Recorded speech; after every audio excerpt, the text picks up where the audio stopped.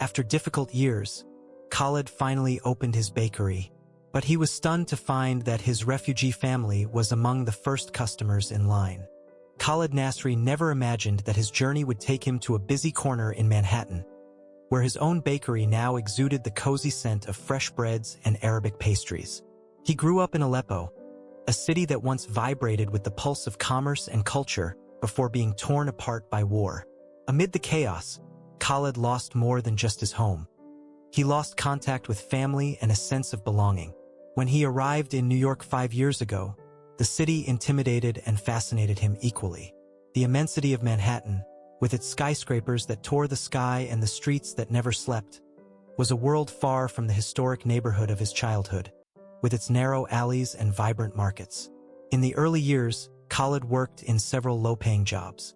During the day, she was a busboy at a restaurant on the Lower East Side, absorbing the frantic pace of the kitchen. At night, he cleaned offices in Midtown, where the windows offer stunning views of the city that seemed never to recognize him.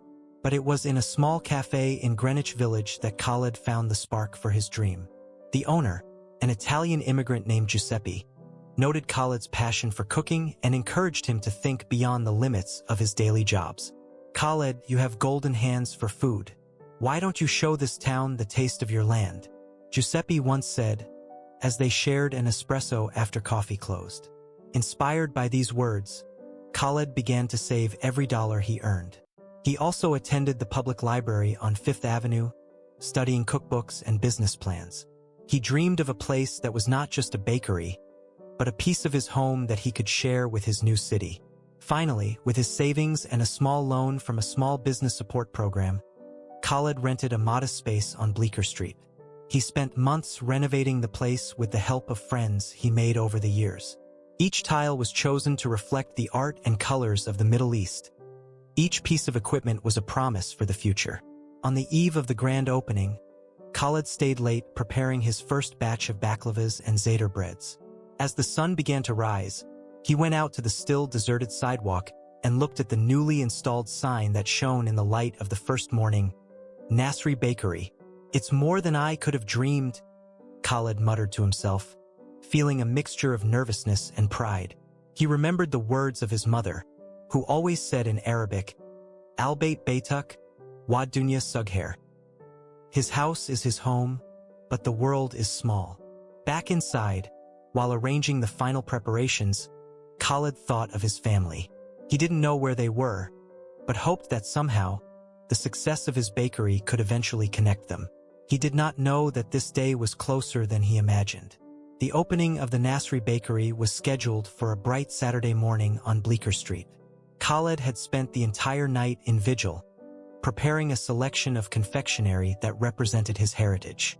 Every bread, every candy, carried the essence of Aleppo, a piece of his soul that he would share with the world. He was determined to make this inauguration a memorable event, a milestone that would mark his presence in the community. When the first ray of sunshine cut through the clouds and lit the street, Khaled opened the doors of his bakery. The aroma of cumin and sesame filled the air, mixing with the smell of freshly ground coffee. Inside, the shelves shone with a variety of baklavas, each more golden than the other, their gleaming veneers covered with pistachios and nuts. There were also ziyadar breads, their surface sprinkled generously with the mixture of herbs and olive oil, and mamul trays, stuffed with dates and nuts. Khaled had decorated the space with motifs reminiscent of the old Aleppo souks. Mosaic lamps hung from the ceiling, casting colorful light patterns on the false sandstone walls. Every detail was thought to evoke a sense of welcome and exoticism, an escape from the pulsating metropolis outside. As people began to line up outside, Khaled felt a mixture of nervousness and excitement. He wore a clean apron and a hopeful smile as he greeted the first customers, offering them samples of his baklava. "Welcome to the Nasri Bakery," he said, with palpable pride in his voice. "Please taste some of my home." Customers were delighted with the unique quality and taste of Khaled's products. Words of encouragement and admiration soon arrived, filling the air with a buzz of satisfaction. A gentleman, whose white beard resembled that of his own grandfather, approached the counter, a baklava in one hand and a glass of mint tea in the other.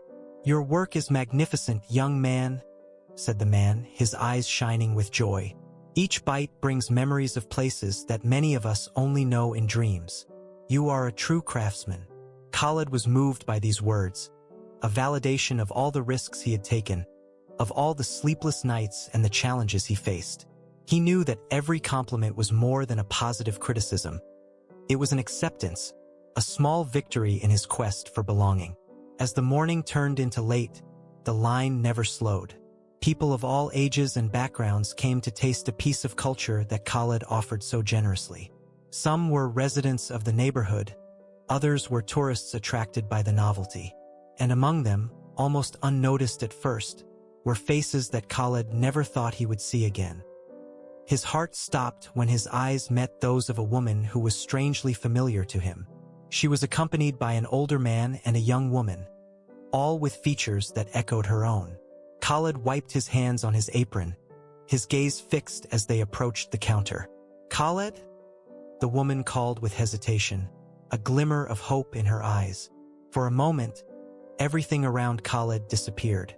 The buzz of the bakery, the noise of the trays, the aroma of coffee, everything became a distant background. There was his sister, Lamia, who he believed lost forever in the confusion and chaos of war.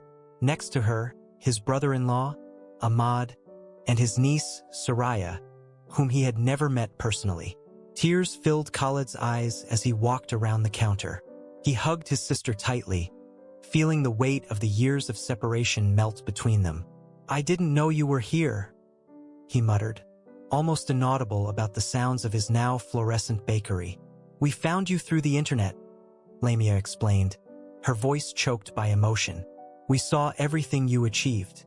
We're so proud, Khaled, and so grateful to be here today." Khaled's emotional reunion with his sister Lamia, brother-in-law Ahmad, and niece Soraya during the opening of the Nasri bakery marked a crucial moment in his journey. The simple act of embracing his family, which he thought he had lost forever, filled the space between them with a series of intertwined emotions: joy, relief, pain, and love. The bakery, which began as a one-man dream, now turned into a scene of encounters and reconciliations. Over the next few days, Khaled devoted every spare moment to reconnecting with his family. He discovered that Lamia, Ahmad, and Soraya had been relocated to New Jersey about 2 years ago after a long period in a refugee camp in Turkey. Their transition to the United States had been arduous, but the hope of finding Khaled kept them motivated and persevering. One day, Khaled invited them for a special evening at the bakery after closing. He prepared a feast dating back to party nights in Aleppo, a menu filled with kibbeh, tabbouleh, and fattiers, dishes that exuded the aromas and flavors of his shared childhood. Sitting around a table decorated with candles and flowers, they shared stories of lost years and future dreams. "I can't believe we're all here, together again, after everything that's happened," Lamia said, holding Khaled's hand tightly. "You did something amazing here, Khaled. You brought a piece of our home into this new world." Khaled smiled, his eyes glowing with tears not shed. "I just wish Mom and Dad could see that," he replied, his voice trembling with emotion. Ahmad, always optimistic, added, "They see, my brother. They're in every piece of bread you bake, in every smile you bring to people's faces here." That night reinforced Khaled's purpose in Manhattan. He realized that his bakery could be more than a business. It could be a meeting place for those who, like him and his family, had been torn from their homes and sought to rebuild their lives. Inspired by this thought, Khaled began organizing weekly events at the bakery, inviting other refugees and members of the local community. These nights became storytelling sessions, where people from diverse backgrounds shared their experiences, accompanied by the comfort of Khaled's food. The bakery quickly established itself as a cultural center, a small oasis where traditions were preserved and celebrated. Among these events, there was a particularly touching evening. Khaled decided to honor his parents by having a dinner that replicated the last one his family had shared in Aleppo. He prepared each dish with meticulous care, his movements in the kitchen almost a ritual in memory of his parents. During dinner, he talked about his origins, about the beauty of his hometown before the war, and about the unshakable love his parents had for his community.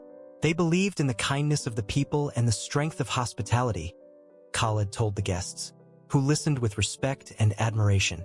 Today, through this food and these stories, I want to pass on their legacy. The response was overwhelming. People cried, laughed, shared their own memories of lost homes and new beginnings. The bakery, lit by candles and filled with conversation and laughter, was a testament to the human ability to heal and connect through sharing and community. As the months passed, Nasri Bakery flourished not only as a business, but as a vibrant community center in Manhattan.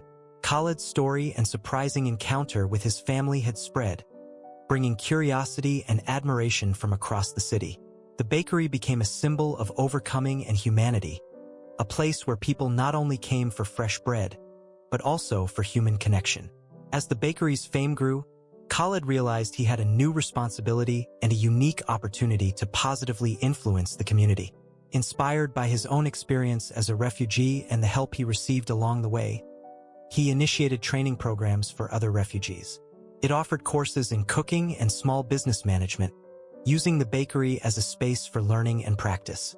I know what it's like to come to a new place with nothing but hope and dreams, Khaled explained during one of these sessions while teaching a group of new immigrants how to prepare pita bread. I was lucky to find people who helped me. Now it's my turn to give that help. The stories of the participants were diverse, each marked by struggles and resilience. There was Amira, a young mother from Gaza who dreamed of opening her own cafe. Joseph, a South Sudanese artist who wanted to learn how to run a catering business. And Lynn, a Vietnamese woman who was exceptionally skilled in baking. Khaled not only shared his skills with them, but also listened to their stories, creating a safe space where they could express their hopes and fears. In addition to the courses, Khaled organized regular community events such as poetry and music evenings where members from different cultures could share their arts. These nights have become a long-awaited event on the local agenda, attracting a diverse and enthusiastic crowd. Music, words, and food created a tapestry of experiences, each thread a different life story, each knot a connection between people. One of these nights, a young Palestinian poet recited verses that spoke of loss and hope, his voice carrying the weight of history and the lightness of dreams. The audience, moved by his words, was involved in a deep reflection on the many faces of humanity and the universality of emotions. The bakery, lit by small lights and decorated with colorful fabrics reminiscent of the bazaars of Damascus, vibrated with an almost palpable energy. Khaled also used the bakery to raise funds for local and international refugee causes. He organized charity dinners, where all income was intended to help new immigrants settle, providing resources ranging from legal aid to housing assistance. Each event was a show of solidarity and compassion, bringing the community together in support of a greater cause. Khaled's influence extended beyond the physical limits of his bakery. He became an active spokesman in the local media, speaking about refugee issues and the importance of community integration. His story was often featured in newspapers and television, inspiring others to take similar initiatives. My journey began with a simple dream and the help of many, Khaled reflected in an interview. Now, this bakery is more than a place to eat. It is a place of meetings, learning, and mutual support. Every person who walks through that door is part of our community, and together we're building something lasting. The Nasri Bakery has become a successful model, not only commercial, but social and cultural. It was a place where barriers were torn down and bridges were built. Khaled continued to be a visionary leader whose passion and dedication illuminated every aspect of his work. In the heart of Manhattan, the bakery was not just an architectural landmark, but a beacon of hope and humanity. For Khaled, every loaf sold, every course offered, and every event held was not just part of his business, but rather a chapter of history he continued to write, a story of resilience, generosity, and togetherness. If you liked this exciting story, help us by leaving your like and subscribing to our channel. Until the next story.